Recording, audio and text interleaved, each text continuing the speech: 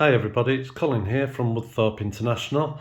I just thought I'd share how I make the spruce trees, the final way of doing them, because we did the test ones and you saw those, but this is how we're going to actually do them. So starting from a kebab stick to the finished item.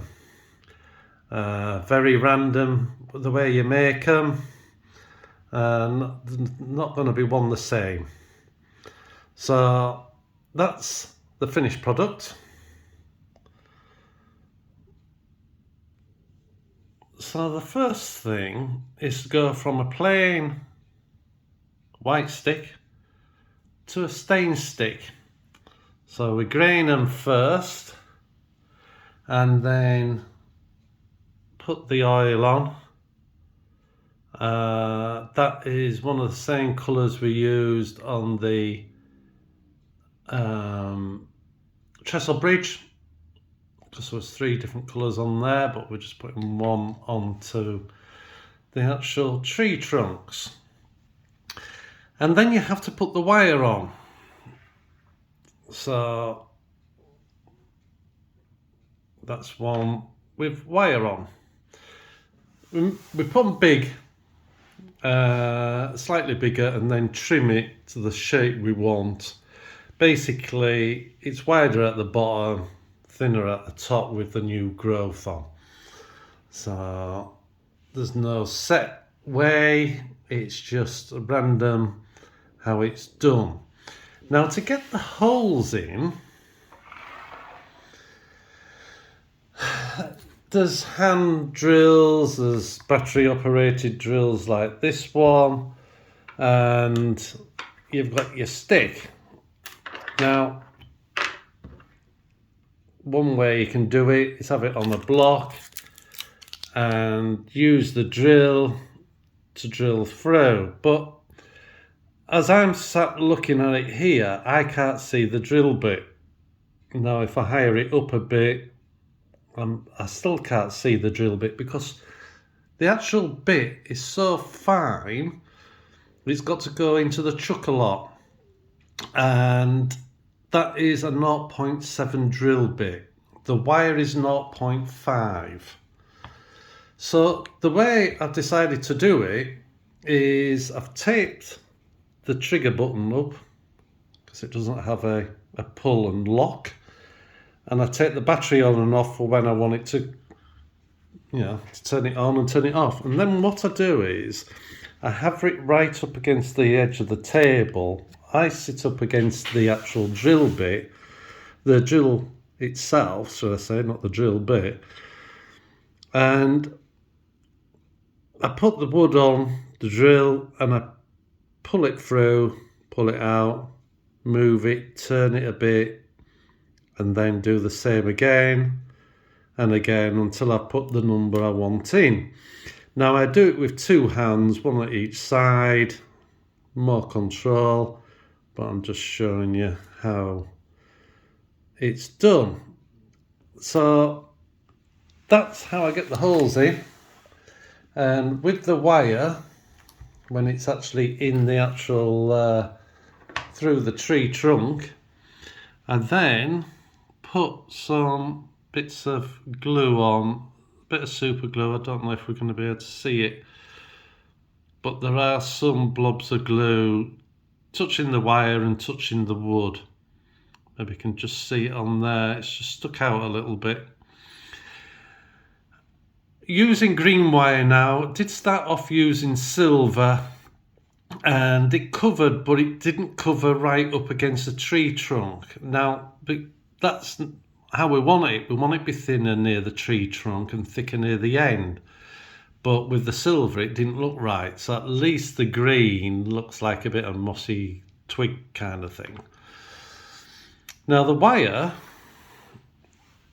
was this stuff. Got tons of it now. But the one problem it does have, it's around this tight curve.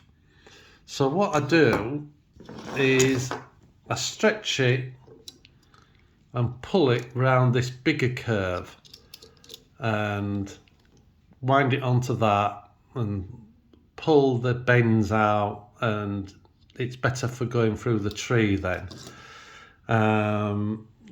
You do want a bit of curve on the branch, that's how they are. They're very much like our fern trees with that curve.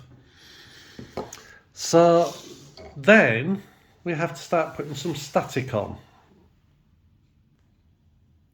So the first stage is to put 1 coat of 4mm static grass. Now the one we use to start with is from WWS, and it's spring grass. Now I know we're doing autumn, but this just still indicates new shoots maybe showing that are still trying to grow if there's been a bit of warmth and stuff like that. And what we do is we use this machine. It's like Blue Peter, this. Here's one I prepared earlier. We use one of these by WWS. Great. Now, sometimes what you get, if you look in there, are balls of static grass. Now you can sieve them out, but WWS has come up with this, and it's absolutely amazing. I don't know who came up with this idea, but it's superb. It comes flat pack, you just have to join it together. But you put it in and you shake it. Now, okay, we shake it into a big tub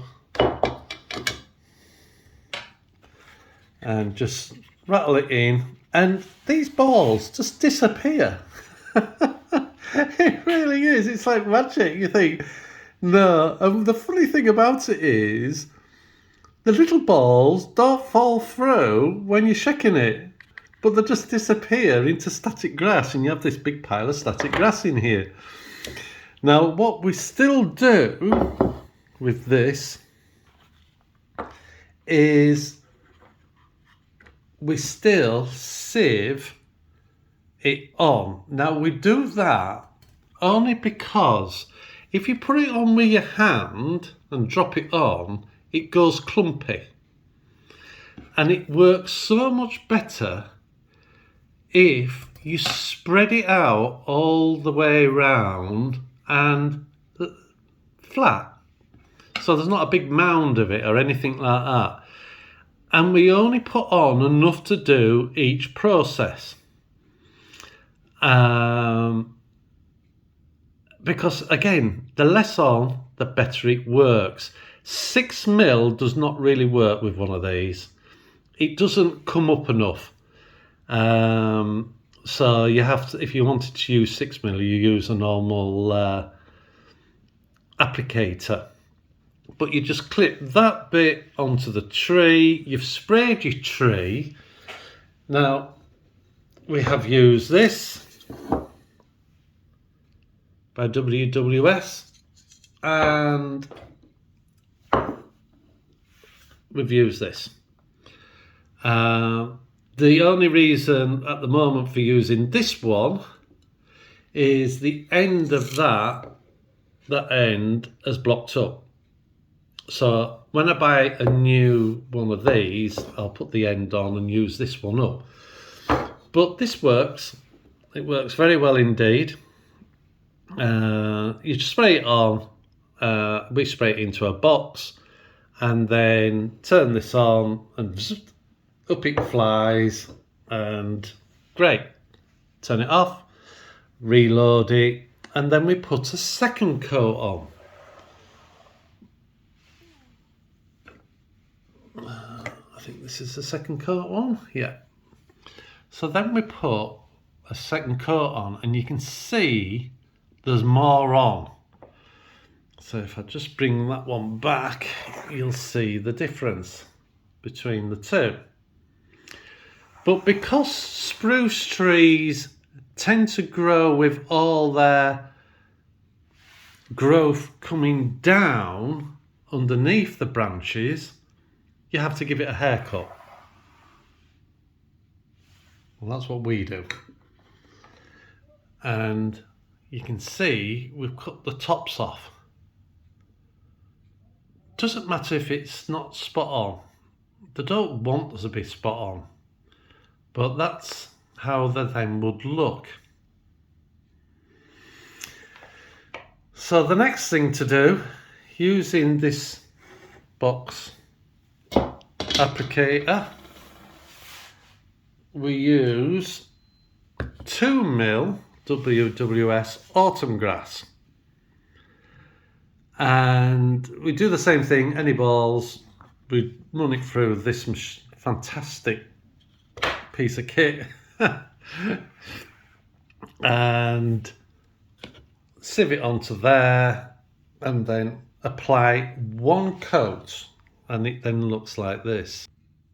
So we've gone from that to 2mm static grass on top, and it looks like that then, and it looks a little bit thicker.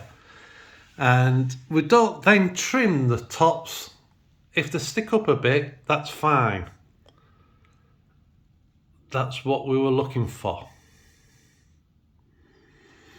And like I say, every tree will be different, because where I drill the holes and what angles I drill the holes at, it depends how it comes out. But when it's bunched together, this is where it changes. And then the next thing to go from there is we put on some Woodland Scenic scatter, and the colours we use are them two, and they are different colours. I don't know if it's showing up on the camera, but that one is lighter than that. One's burnt, one's a green blend. We've mixed it together, and then we scatter it on top of that stuff. So we spray it again, and that's what it finishes like. From that to that.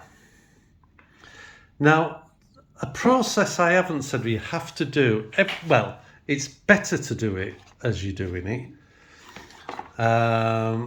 Every time you put some spray on, it naturally sticks to the trunk, and the static grass does.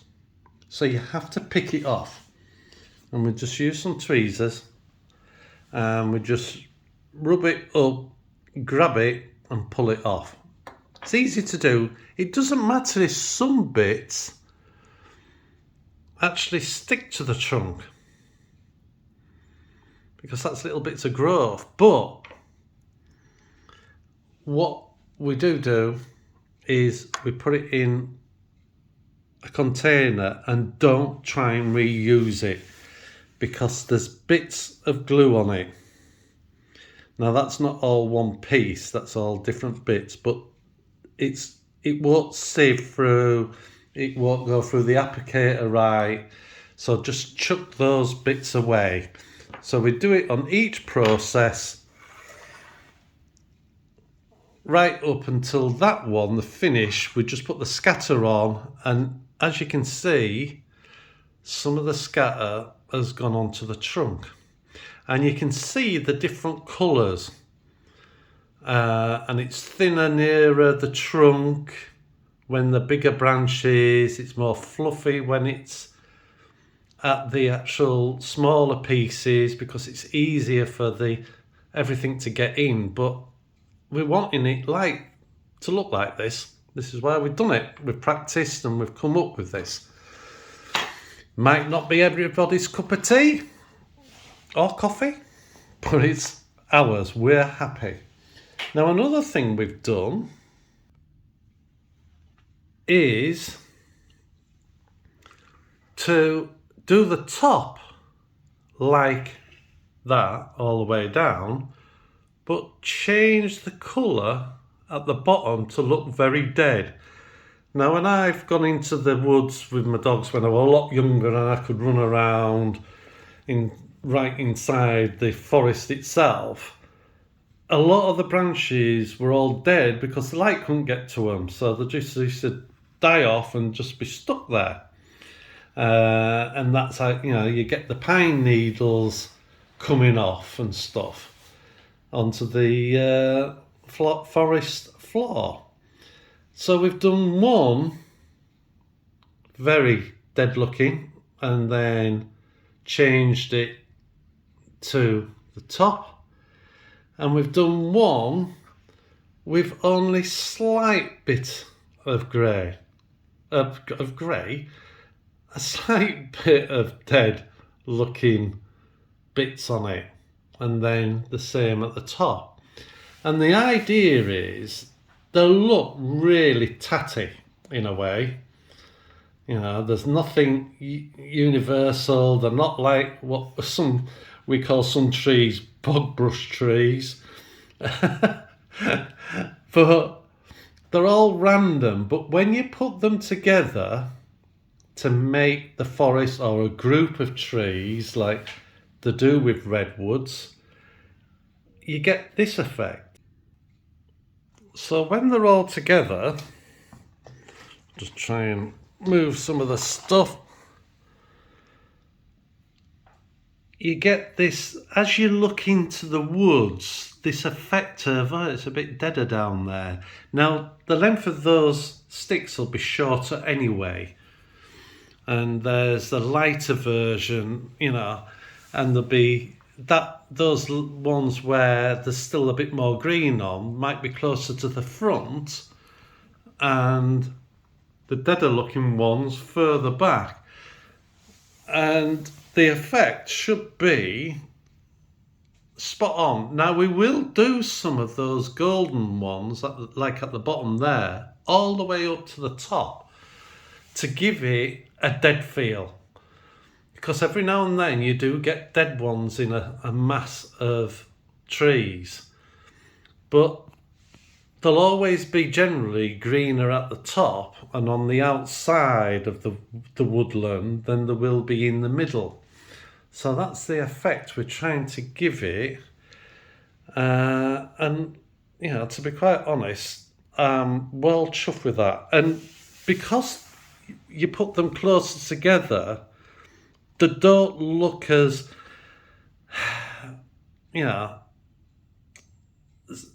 like bits missing, because they have to grow with each other. And, if you actually pull most trees apart in a forest, they'll be very random. It's not like a tree sat on its own in the middle of a field or in a hedgerow where light can get round it all round, and it grows quite even. So we're quite pleased with that, and we're not going to change anything. That's how we're going to do all these trees. And like I said, there's about, I hate to think, there's thousands I'm going to need just for America. But the trees also at the top will be different heights. At the moment they're all a kebab length, but we will cut them so they're all different heights and make it look good. So I hope that was quite interesting. It's been great going through the process with the ones we've shown you in the past, the short little ones where it's just growing at the top, to show that it's growing out of rocks. But it's been great eliminating different colours and finding the colours. But like I say, looking into there and seeing them different colours further back, it's gonna look really good. But generally you'll be looking right back here without the pegs on. But time you get all the undergrowth and twigs and stuff and dead grass, like pine needles dropping off and dying off, it's going to look great. Well, I think it is anyway. Well, I thought I'll put some in, and with the backdrop of the bridge, and if I tilt it enough, you can just see an engine from here. I know none of the rails are on, but I just wanted to see what it looked like. Getting impatient. And then another angle with the rocks and the bridge in the background and the big sun up there. Forget about the lights. But that is going to look superb from this angle. With a train running round, the idea is to be able to see it underneath. It's in between it'll be running in between the lengths of the deck board. There will be sleepers going on, but you should still get a little reflection. That's what I'm hoping. I mean, I'll be able to go in closer and stuff, but that for me is starting to give me even more inspiration to do more trees. There is only 9 trees there, I believe. There's one we haven't put in because that's for a bigger area, because that's the one where it's faded even more at the bottom. But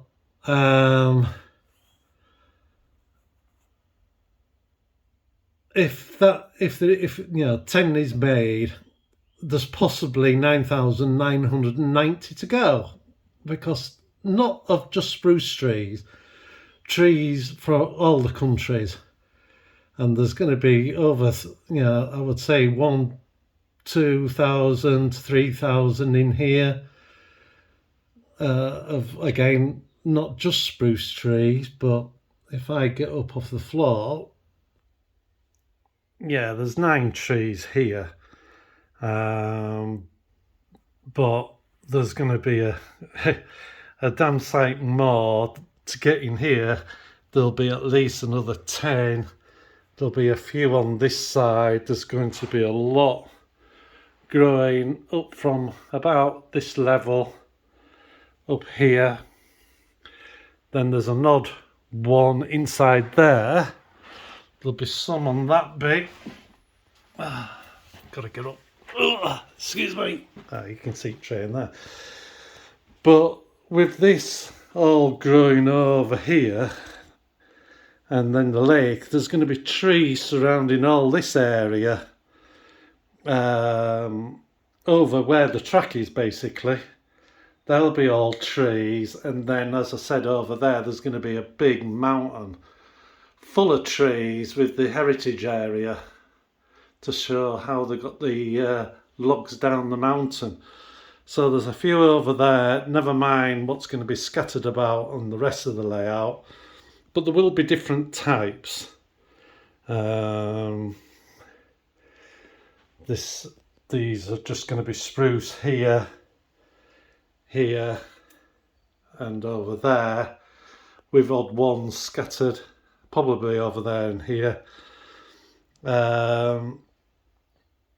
And then the rest of the country will have some, but there'll be vast amount of area, spruce trees, or trees in general, in this area, dividing one side of the line to the other, and here where it's dividing the line and the wood yard and the station area. There'll be trees in between to block it, and hillsides, and where the river is going to be here, there'll be trees in the background, because I'm wanting the trees in the background to be reflecting in the river and in the lake here.